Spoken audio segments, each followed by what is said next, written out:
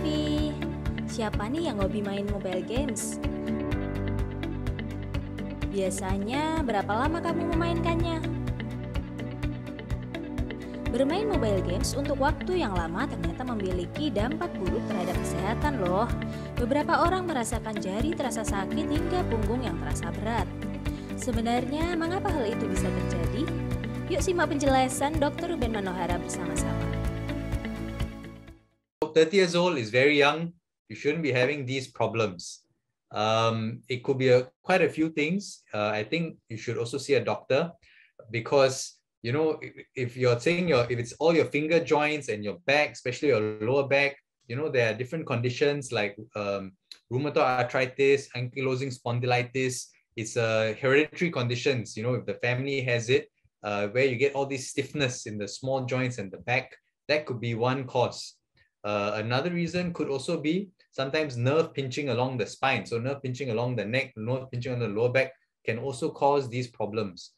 So I think 30 years old shouldn't be having this kind of problem. So I would suggest getting it checked out. Ya, ini ada pertanyaan juga bagus sekali ya. Ada seorang pasien sering main game ya. Ketika main game ini terlalu lama, tangannya tuh ngerasa jari-jarinya merasa sakit ya atau agak nggak enak. Dan punggungnya juga ngerasa berat. Umurnya 30 tahun, dan pertanyaan adalah apakah ini gara-gara umurnya? Dan karena dia nggak pernah sakit ini sebelumnya. Jadi jawab Dr. Ruben, umur 30 itu masih muda banget, dan seharusnya tidak ada penyakit, tidak merasakan sensasi seperti ini ya. Jadi kalau memang ini berasa seperti ini, memang sudah saatnya dicek aja ke dokter. Karena umur 30 tahun itu biasanya nggak seperti ini. Ya. Pertama yang dikomentari Dr. Ruben adalah ketika punggungnya sakit ya. Jadi punggung sakit itu bisa jadi karena ada masalah dengan spine-nya seperti spondylitis atau salah terjepit atau ada yang bergeser bantalannya dan lain sebagainya. Nanti sebaiknya dicek. Apalagi kalau di dalam keluarga memang ada sejarah yang keluarga itu sering ada sakit punggung atau boyoan seperti itu kalau bahasa kita. Nah, jadi ada baiknya untuk dicek. Nah, untuk tangan itu juga sama. Kalau kita dalam posisi tertentu dan terlalu lama sering sakit, juga mungkin harusnya kita periksa karena masih muda tuh harusnya kita nggak sampai merasakan sensasi seperti itu. Dalam dunia medis yang berkaitan dengan tulang bahu, ada istilah manajemen baru pengobatan retak tulang bahu dan manajemen implantasi PIN. Apa perbedaan keduanya? Berikut penjelasan Dr. Ruben. Tapi sebelum lanjut, yuk tekan tombol subscribe dulu biar kamu bisa update video terbaru dari channel Tekon TV. So, shoulder fractures. I will tell you that 80% of shoulder fractures don't need operation. 80%, okay? Because most of them are not that badly displaced. That means the pieces haven't moved out of position. If it is bad enough that it needs surgery, usually now we are either talking about a plate and screw, or a nail and screw, or a replacement if it is an older patient. I'm not sure what you're talking about, pin management. I think very, very long time ago, people put wires and hold it.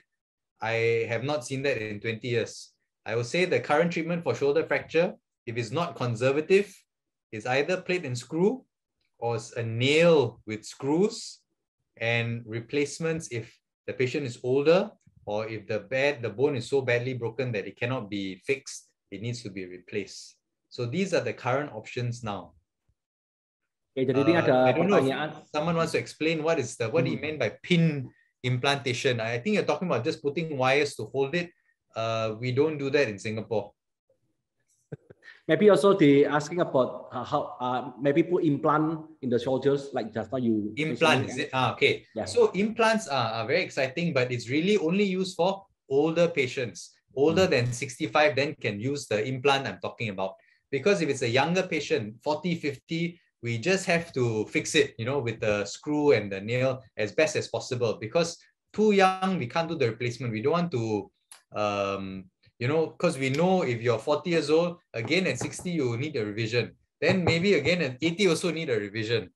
So generally, the reverse shoulder for fracture is the standard of care for old fractures, old patients with very bad fractures, you know, above 65 or 70. But if you have a very bad fracture and you're younger than that, in your 40s and 50s, we still will do the old methods of plate and screw, or something called a hemi replacement, half replacement, until your time is right. Oke, jadi ini ada pertanyaan ya, bagaimana membedakan antara cara pengobatan sakit bahu yang baru, mengobati bahu yang retak, atau dengan cara menginstal atau memasukkan implan ya ke dalam bahu kita. Dr. Ruben menjelaskan ya, jadi kalau kita itu mengalami bahu yang retak, yaitu 80% kemungkinan kita tuh nggak perlu operasi ya, karena retak itu kan semua tulangnya masih di situ, nggak ada yang bergeser dan lain sebagainya. Jadi akan dilakukan manajemen aja lah, bagaimana bisa kita kendalikan rasa sakit dan lain sebagainya. Jadi tidak perlu operasi ya kalau bahunya retak. Tapi kalau kita memang ada yang bahunya lepas, ada ototnya yang cedera dan lain-lain, memang harus dilakukan beberapa treatment ya atau pengobatan. Bisa jadi menggunakan scrub dan nail ya, jadi nail, paku dan scrub, atau bisa juga paku, scrub dan plate. Plate itu seperti lempengan. Jadi itu cara lama. Cara lamanya itu seperti itu ya. Jadi kalau yang RSA atau yang pakai implan itu biasanya dilakukan untuk pasien yang sudah umurnya 65 ke atas. Seperti Dr. Ruben jelaskan.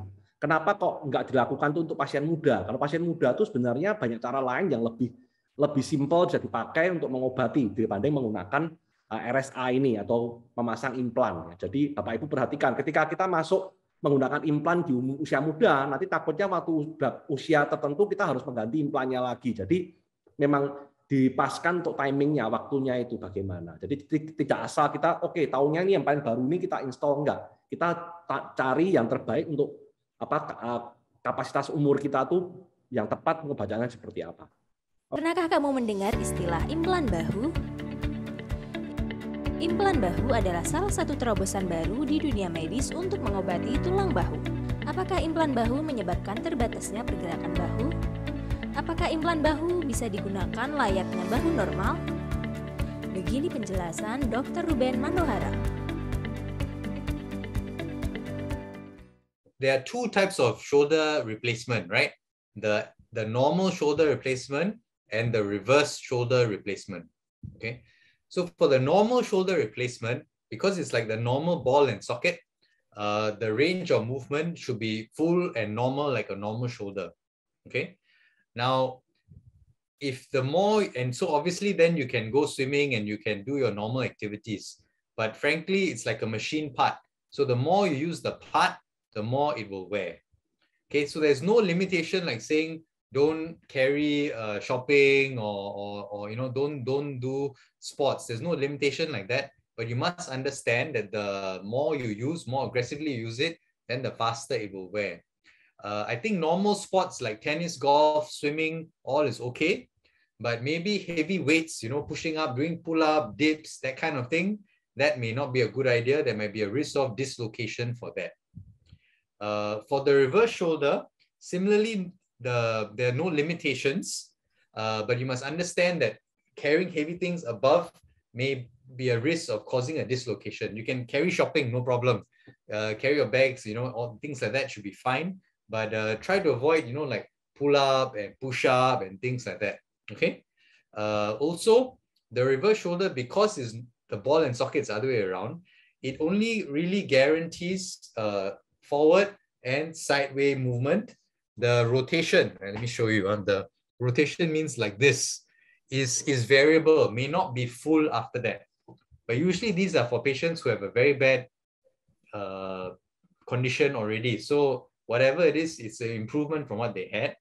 And like I mentioned, if you see the photos of all my patients, usually the rotation is quite good.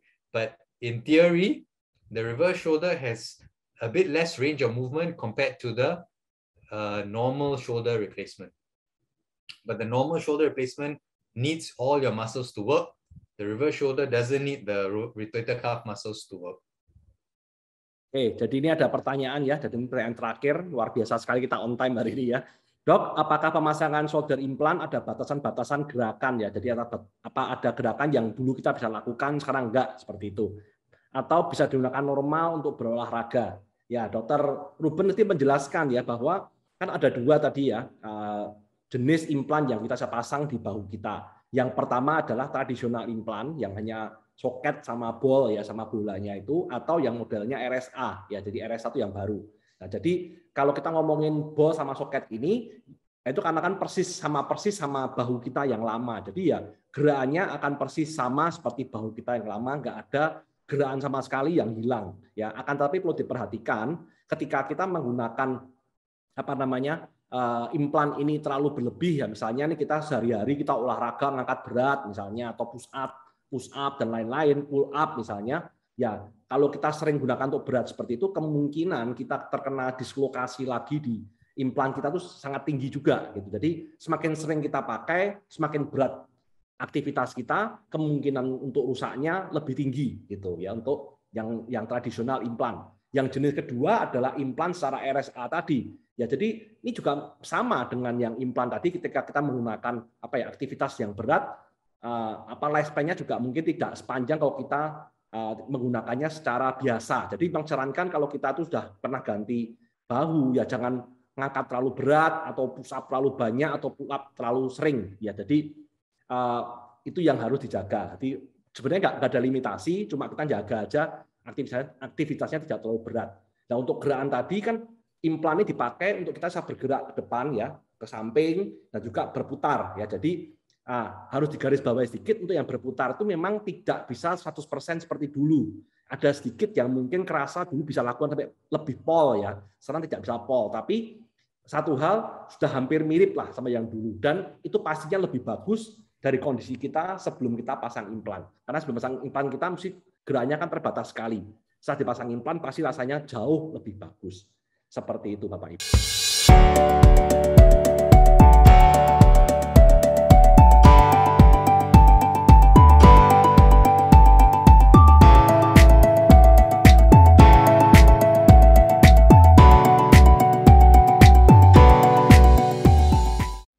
Setelah menonton video ini, jangan lupa subscribe channel Tekon TV. Share video ini jika kamu mendapatkan manfaat darinya. Terima kasih.